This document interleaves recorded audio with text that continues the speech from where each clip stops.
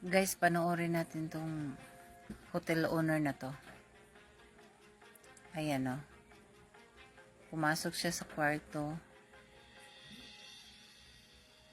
Ayan. Sinarado niya yung pinto. Ano kayang gagawin ito? Para siyang nagmamasid.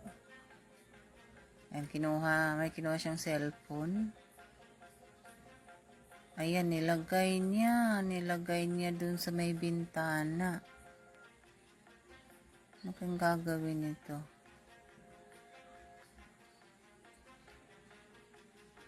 Ay, nilagay talaga niya. Naka-on yung camera. Tsaka, tinabunan niya nung kurtina. Ayan na, lumabas na siya. Ay, sakto, may customer na dumating. Hotel owner yun, guys. Hotel owner. Ayan, sinamahan na yung dalawa.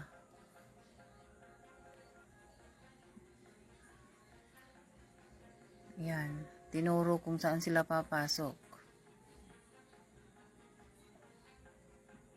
Ayan, pumasok na rin yung dalawa.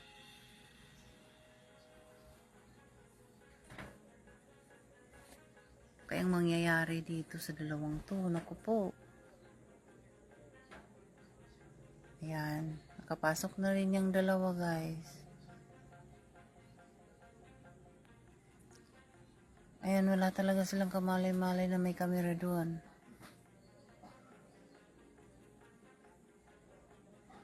Ayan, nag-uusap muna sila. Ako, parang may gagawin na yung dalawa ah. Ready na to si girl.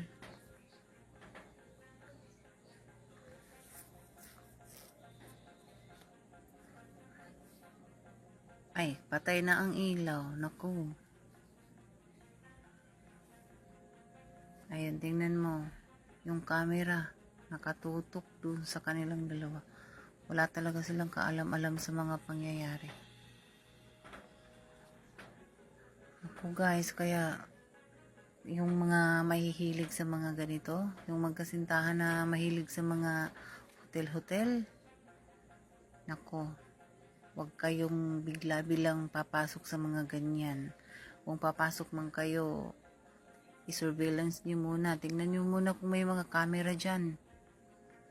Baka pagsisihan nyo. Kawawa naman kayo.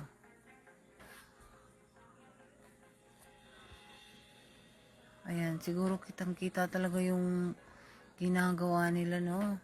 Ayun yung camera, oh, nakatutok talaga sa kanila. Yan, nagbibihis na rin tong lalaki kasi tapos na eh. Aalis na to sila. Wala talaga silang kaalam-alam, kawawa naman.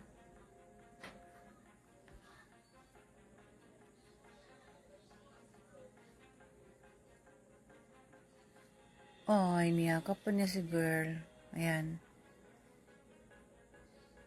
Paalis na sila.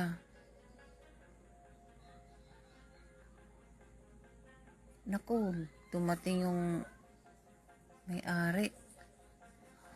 Ayan, pumasok na. Kukunin na yata yung cellphone.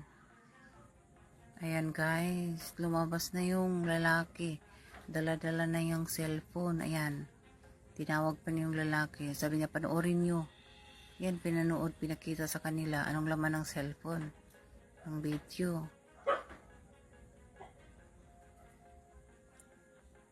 Ayan, pinamigay na yung necklace. Susunod, kinuha pa yung relo ng lalaki. Naku, inaano talaga sila. Bina-blackmail. Naku, huwag talaga kayong maniniwala sa ganyan. Ayan, ayan. Naku, hinila pa niya yung babae.